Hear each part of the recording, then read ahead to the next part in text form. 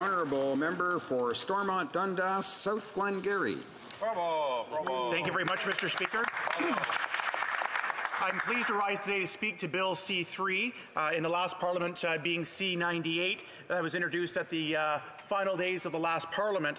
I'll say in the outset that I will be supporting this legislation. I believe a majority and an overwhelming number of members in the House will be doing that. And to start off my comments in the House today, as I've listened to the debate, not only today but over the course of the last few weeks in this legislation, I think members of the opposition have rightfully questioned some of the processes for this. Again, as I mentioned, this is something that I believe many communities have been asking for, and I'll get specific about my riding of Stormont, Dundas, South Glengarry, but it was very frustrating to see the legislation tabled at the last minute only a few weeks before, but of course happy to see it now back in this Parliament. We've heard some concerns from the Customs and Immigration National Union not being consulted, of those who are on the front lines, making sure they're consulted in this process. Of course, it is an oversight body of them and their work, but I think as part of a consultation, that would be a natural body you would want to bring in and include when you're talking about a piece of legislation such as this. And then, of course, kind of from a technocratic perspective, one thing that I've done some interventions and made questions and comments on the last few weeks as this has been debated is making sure that this oversight body works. And I mean that in the sense of being timely and being responsive to resolution of the complaints or challenges that come forward with this. And very frankly, we've seen this before in different government departments or oversight bodies. If individuals who file a complaint are not getting their issues resolved in a timely manner, their confidence won't exist in this oversight body. They may not complain on valid complaints that come forward, and we have to question the effectiveness of this. So I think a lot of members have raised that and want to ensure that hopefully this legislation goes through, but when it does, I guess for lack of a better word, will be the oversight of the oversight to make sure this is actually achieving what we want to do with this. I want to take my time to focus on my riding, specifically of Stormont, Dundas, South Glengarry, and the importance of this legislation. And frankly, I think of any riding in Canada, I'll make a bold statement that this legislation may impact my riding the most of any in the country.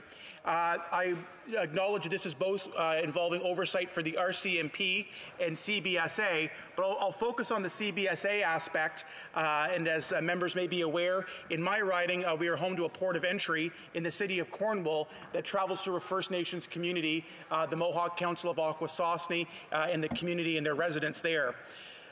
We have a bit of unique geographic setup with our port of entry. Cornwall Island for many years hosted the port of entry, and in 2009 there was some back and forth and some challenges that were there, for lack of a better word, and the border was shut down for several months while a new location was worked out. What happened was the port of entry moved from Cornwall Island over to the city of Cornwall, and a challenge that presents now is that First Nations community members, people who are visiting Akwesasne or coming from Akwesasne to the city of Cornwall and the United Counties and out past there, have to go through a port of entry to enter into Canada.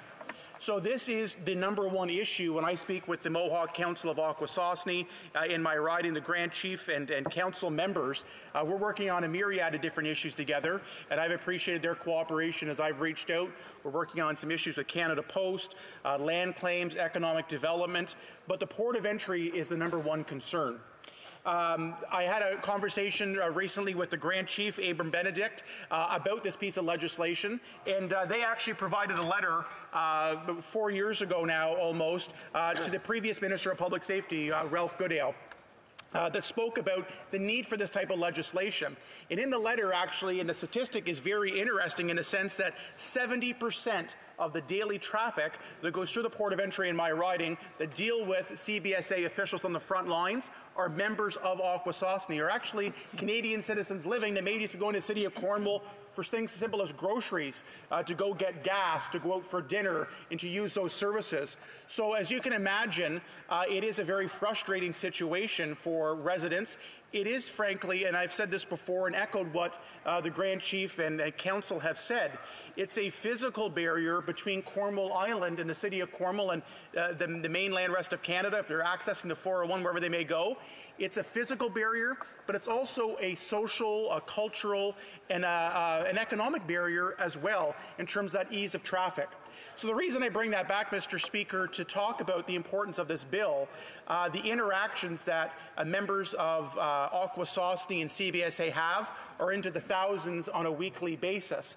And unfortunately, over the course of the last 10, 11 years, there have been some incidences and been some complaints. And there's not really been that oversight process to have their concerns addressed and resolved in a timely manner.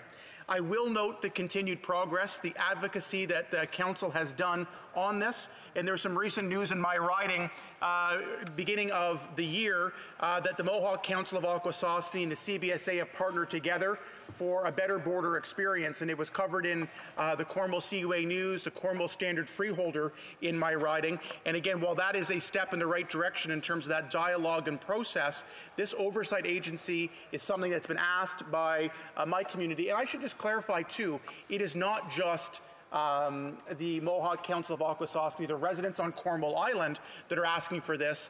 It's also leaders in the city of Cornwall as well, people who are business owners that want to see that proper flow, a smooth flow for, again, economic reasons, for social reasons, and just a smoothness for everything all around. So while this is certainly a step in the right direction, again, I'm going to be making sure very specifically when we narrow it down to our riding and our community that as complaints may arise about their experience and the exchanges that happen on the front lines of CBSA, that their issues be addressed, obviously through this channel, but they be resolved in a timely manner. And if there's resolutions that come out of this, recommendations to do better and to change processes at the port of entry, specifically in Cornwall, for an example, that those are done and followed through in a timely manner.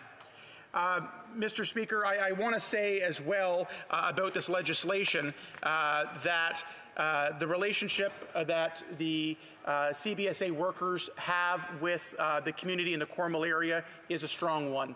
And I want to start by, or finish rather, by thanking the CBSA workers on the front lines, not just in the city of Cornwall and the port of entry there, but across the country. They have a very challenging job to do and very often in trying circumstances. And as we debate and we discuss issues of a national portfolio here in Ottawa, we talk about smuggling of guns in from the United States, for example, for drugs, human trafficking.